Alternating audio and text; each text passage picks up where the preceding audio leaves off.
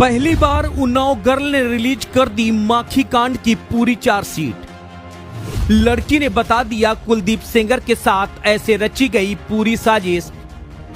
पीड़िता के राज से पर्दा उठाकर पलट दी बाजी और मचा दी खलबली। किया बड़ा ऐलान, होकर रहेगा न्याय और फिर से मुस्कुराएंगे विधायक जी। गंगा के किनारे बसे उन्नाव जिले का माखी गांव एक बार फिर गर्दा उड़ाए हुए है। माखी में एक बार फिर से मीडिया के कैमरों की एंट्री हो चुकी है। माखी थाने में भी रौनक बढ़ गई है। कड़ाके की ठंड के साथ स्थानीय लोग आग के सामने बैठकर मोबाइल के जरिए उन्नाव के बारे में सुन और देख रहे हैं। उन्नाव पीड़िता को लेकर कुछ लोग आवाज बुलंद कर रहे हैं तो कुछ ऐसे भी हैं जो बीजेपी के पूर्व विधायक कुलदीप सिंह सेंगर के पक्ष में बैटिंग कर रहे हैं। हाईकोर्ट के फैसले के खिलाफ कुलदीप के गांव में मिठाइयां बटी तो माखी पीड़िता न्याय के लिए कड़ाके की ठंड में धरने पर बैठ गई। सोनिया गांधी के बुलावे पर वो उनसे मिलने के लिए गई।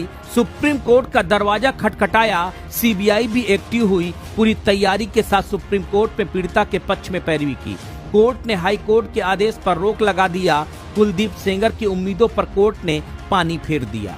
कुलदीप के जेल से बाहर निकलने के रास्ते पर सुप्रीम कोर्ट ने ब्रेक लगा दिया। ऐसे में कुलदीप का परिवार सोशल मीडिया के जरिए अब हल्ला बोल रहा है। कुलदीप की छोटी बेटी यानी उन्नाव गर्ल ने एक्स के जरिए माखी पीड़िता को लेकर सनसनीखेज खुलासे कर तहलका मचा दिया। उन्नाव कांड को लेकर सुप्रीम कोर्ट में बड़ा फैसला सुनाया। सीबीआई की दलील पर सुप्रीम कोर्ट ने हाई कोर्ट के फैसले को बदल दिया। कुलदीप सेंगर की सजा को बरकरार रखने के साथ ही जमानत पर रोक लगा दी, जिस पर कुलदीप सेंगर की छोटी बेटी इशिता सेंगर ने सोशल मीडिया पर एक लंबा चौड़ा पोस्ट किया।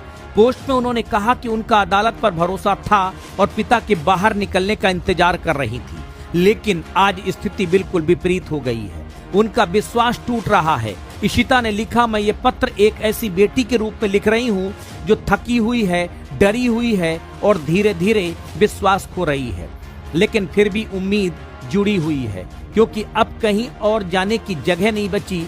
8 वर्षों से मेरा परिवार और मैं चुपचाप धैर्यपूर्वक प्रतीक्षा कर रहे थे, ये मानते हुए कि यदि हम सब कुछ सही तरीके से करेंगे तो अंततः सच्चाई स्वयं सामने आ जाएगी। हमने कानून पर भरोसा किया, हमने संविधान पर भरोसा किया, हमने भरोसा किया इस देश में न्याय शोर शराबे, हैशटैग या जन आक्रोश पर निर्भर नहीं करता। इशिता ने कहा कि मेरे शब्द सुने जाने से पहले ही मेरी पहचान एक लेवल तक सिमट जाती है।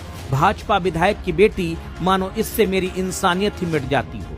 मानो सिर्फ इस बात में मैं निष्पक्षता, सम्मान या बोलने के अधिकार से भी वंचित हो जाती हूँ। जिन लोगों ने मुझसे कभी मुलाकात नहीं की, एक भी दस्तावेज नहीं पढ़ा, एक भी अदालती रिकॉर्ड नहीं देखा, उन्होंने तय कर लिया कि मेरे जीवन का कोई मूल्य नहीं।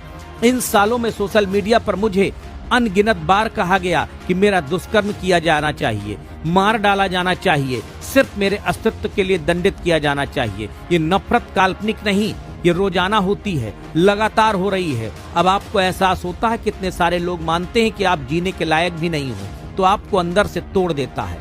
इशिता आगे लिखती है, धमकियों टिप्पणियों के बाद भी हमने मौन इसलिए नहीं चुना क्योंकि हम ताकतवर थे, बल्कि इसलिए कि हम संस्थाओं में विश्वास रखते थे। हमने विरोध प्रदर्शन नहीं किया, हमने मीडिया में शोर नहीं मचाया, पुतले नहीं फूके और ना ही हैशटैग ट्रेंड किए। हमने इंतजार किया क्योंकि हमारा मानना था कि सच्चाई को तमाशे की जरूरत नहीं होती। उन्होंने आगे कहा कि हमारी गरिमा को धीरे धीरे छीन लिया गया। 8 सालों तक हर दिन हमारा अपमान किया गया, हमारा उपहास किया गया, हमें अमानवीय व्यवहार का सामना करना पड़ा। एक कार्यालय से दूसरे कार्यालय भागते भागते, पत्र लिखते, फोन करते, अपनी बात सुनने की गुहार लगाते हुए हम आर्थिक, भावनात्मक और शारीरिक रूप से थक चुके हैं। ऐसा कोई दरवाजा नहीं था जिस पर हमने दस्तक न दी हो, ऐसा कोई नहीं था जिससे हम संपर्क न कर सके, ऐसा कोई मीडिया हाउस नहीं था जिसे हमने पत्र ना लिखा हो। उसके बाद भी हमारी किसी ने नहीं सुनी। लोगों ने इसलिए हमारी नहीं सुनी क्योंकि हमारा सच इनकन्वीनियंट था। इशिता ने कहा कि लोग हमें ताकतवर कहते हैं, लेकिन मैं पूछना चाहती हूँ, क्या एक ताकतवर परिवार 8 साल तक चुप रह सकता है? हम एक ऐसी व्यवस्था पर भरोसा करते हैं जो आपके अस्तित्व को भी स्वीकार करने के लिए तैयार नहीं, जबकि आपके नाम को रोजाना बदनाम किया जाता है। एक ऐसा भय जो इतना प्रबल है कि न्यायाधीश, पत्रकार संस्थाएं और आम नागरिक सभी चुप रहने के लिए मजबूर हैं। एक ऐसा डर बनाया गया कि कोई भी हमारे साथ खड़ा होने की हिम्मत न करे। अंत में पूर्व बीजेपी की विधायक की बेटी ने लिखा कि पिता के साथ ये सब होते हुए देखना दुखद है।